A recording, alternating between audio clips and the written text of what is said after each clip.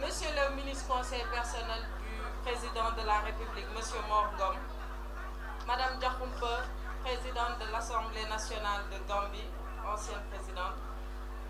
honorable député Aliou Dia, Madame le haut conseiller des collectivités territoriales, Madame Ndeye Saly Dieng, Monsieur le directeur général du 3FPT, mon ami et frère Monsieur Dame Diop, Monsieur le directeur général de l'ASEPEX,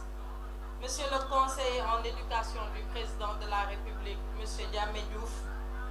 Monsieur le représentant du maire, Monsieur le représentant de l'ADPME, Monsieur le représentant du BOSS, Mesdames les présidentes de structures membres de la plateforme des femmes Andidiego, Monsieur Tamsir Sokhna, opérateur économique, mes chers leaders politiques, les délégués de quartier, notabilités, honorables membres de la plateforme des femmes Andidiego.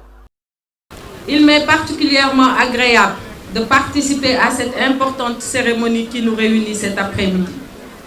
Ce plaisir est d'autant plus grand pour moi que cette cérémonie de lancement s'inscrit dans le cadre de suivi de nos objectifs et apporte une réponse concrète aux sollicitations des femmes quant à la levée de certaines contraintes auxquelles elles sont confrontées. Le plan Sénégal émergent,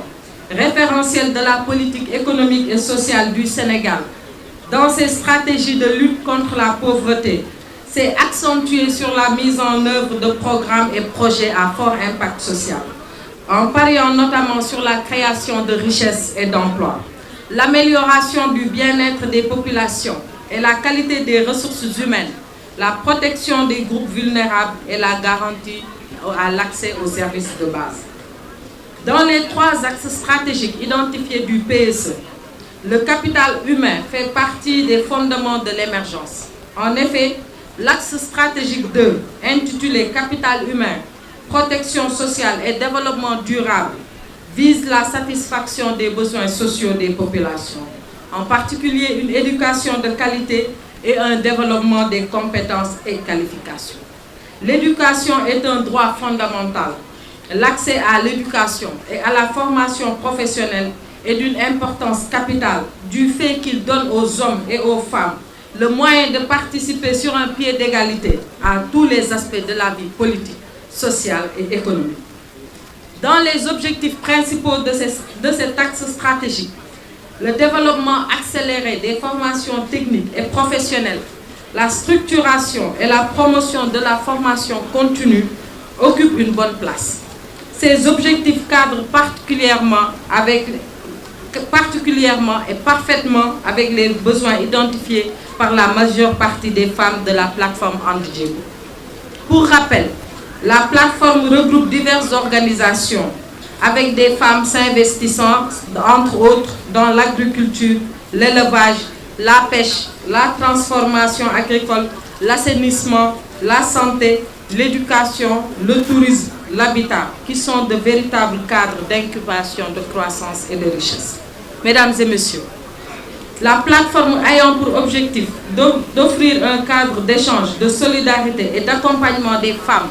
à la réalisation de leurs projets de développement s'est engagée à renforcer les capacités de ses membres en vue d'assurer un meilleur rendement de leurs activités socio-économiques. C'est à ce titre qu'elle a développé un programme de formation en collaboration avec des partenaires, notamment le 3FPT, qui aura en charge d'assurer la coordination et le pilotage de l'ensemble des activités liées à la formation dans les différents domaines ciblés. À l'issue de cette formation, la plateforme se fixe un certain nombre d'objectifs, notamment permettre aux organisations de femmes de mettre en valeur leurs diverses activités socio-économiques en rapport avec les produits locaux exploités, assurer une revalorisation de ces produits locaux, améliorer la présentation des produits finis, favoriser l'exportation de certains produits.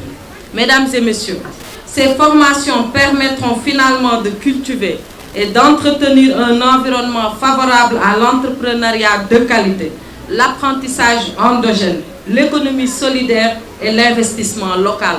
afin d'améliorer le bien-être familial, le développement des communautés et la nation au plan global. En vous réitérant mes remerciements et ma disponibilité, nous présentons par avance toutes nos félicitations aux participants et nous espérons très bientôt procéder à d'autres sessions de formation ou de financement.